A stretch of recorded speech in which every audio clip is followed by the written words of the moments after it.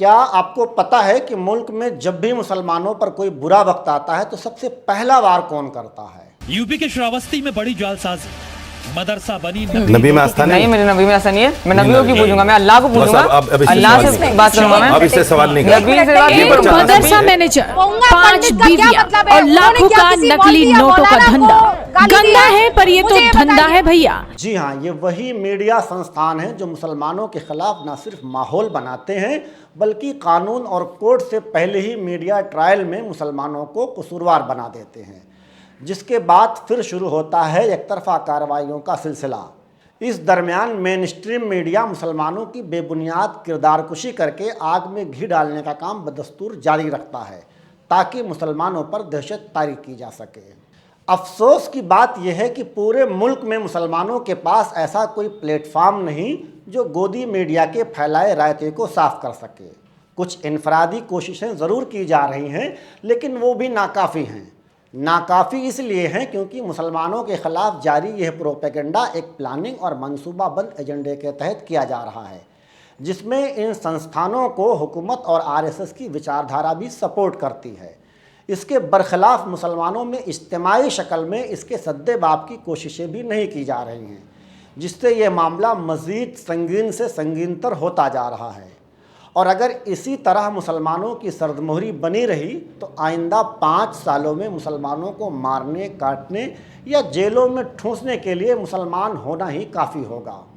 پہلے تو میں یہ سمجھتا تھا کہ گودی میڈیا کو کاؤنٹر کرنا یا مسلمانوں کا اپنا میڈیا ہاؤس قائم کرنا سرمایہ دار مسلمانوں کی اپنی ذمہ داری ہے۔ پھر سمجھ میں آیا کہ پیسوں کو ڈھال سمجھنے والا طبقہ اشراف ایسا کیوں کرے گا؟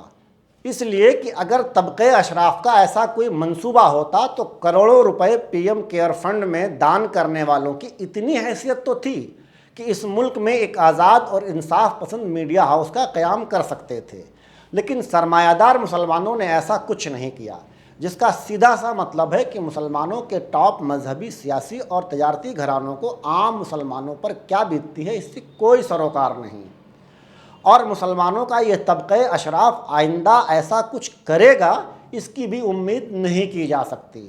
بلکہ اگر ملک کے حالات مزید خراب ہوئے تو امکان ہے کہ یہ تمام اہل ثروت کسی دوسرے ملک کی شہریت لے کر وہاں آباد ہو جائیں گے اور بھارت کے عام مسلمانوں کو شدت پسندوں کے حوالے کر دیں گے۔ اس لیے دولت مند مسلمانوں سے اس کی امید رکھنا کہ وہ ہماری لڑائی لڑیں گے یا ہمارا ہاتھ بٹائیں گے یہ حماقت ہے۔ اب سوال پیدا ہوتا ہے کہ اگر سرمایہ دار مسلمان ایسا نہیں کرے گا اور غریب مسلمانوں کی ایسی حیثیت نہیں تو کیا مسلمانوں کو ہندو شدت پسندوں کے حوالے کر دیا جائے اور پوری امت مسلمہ کو گھر واپسی کے نام پر مرتد ہونے کے لیے چھوڑ دیا جائے؟ تو اس کا جواب ہے ہرگز نہیں، کسی صورت بھی ایسا نہیں کیا جا سکتا۔ ضروری نہیں ہے کہ دھنا سیٹھوں نے مسلمانوں کو بے آس اور بے سہارا چھوڑ دیا ہے تو ہم بھی اس امت مرحومہ کا جنازہ پڑھ دیں۔ اگر آپ چاہیں تو اس لڑائی کو لڑا جا سکتا ہے اور پوری طاقت کے ساتھ لڑا جا سکتا ہے۔ گودی میڈیا کو اسی کی بھاشا میں جواب دیا جا سکتا ہے۔ گودی میڈیا کے الزامات کا کاؤنٹر کرنے کے ساتھ ساتھ ملک اور دنیا کو حقیقت سے بھی روشناس کرایا جا سکتا ہے، وہ بھی بنا دھارمک بھید بھاؤ کے۔ گودی میڈیا کے اسی طوفان بدتمیزی کی روک تھام اور دنیا کو حقیقت سے آگاہ کرانے کی خاطر 6 جون 2024 کو نیوز G24 ویب پورٹل کو لانچ کیا گیا۔ ٹارگٹ ہے کہ للن ٹاپ، نیوز لانڈری اور دوسرے ڈیجیٹل میڈیا ہاؤسز کی طرف پر اس کو بھی ڈیولپ کیا جائے گا۔ دھیرے دھیرے ہی صحیح پورٹل نے کام کرنا شروع کر دیا ہے۔ اس درمیان پورٹل نے کئی اہم خدمات بھی انجام دی جن کا یہاں تذکرہ کرنا مناسب نہیں۔ فی الحال پورٹل اردو اور ہندی میں خدمات انجام دے رہا ہے۔ اب انگریزی کے ساتھ ساتھ پورٹل کی توسیع کا بھی مسئلہ درپیش ہے۔ ظاہر سی بات ہے کہ افراد کے بغیر ایسا ممکن نہیں ہے۔ 6 جون 2024 کو جن افراد نے دامے درمے قدمے سخن تعاون کا وعدہ کیا تھا سب سائلنٹ موڈ میں جا چکے ہیں، صرف کچھ احباب کو چھوڑ کر۔ اب اس کام کو مزید آگے کیسے بڑھایا جائے اس کی 2 ہی صورتیں سمجھ میں آتی ہیں۔ ایک تو یہ کہ پرانے ساتھی اپنے کیے وعدے کو پورا کریں جس کی اب کوئی امید نہیں دکھتی، جبکہ دوسری امید آپ ہیں جو اس عظیم کام کو منزل مقصود تک پہنچا سکتے ہیں۔ شاید یہاں آپ کے من میں سوال پیدا ہو رہا ہو کہ آپ اس عظیم مقصد کو منزل مقصود تک کیسے پہنچا سکتے ہیں۔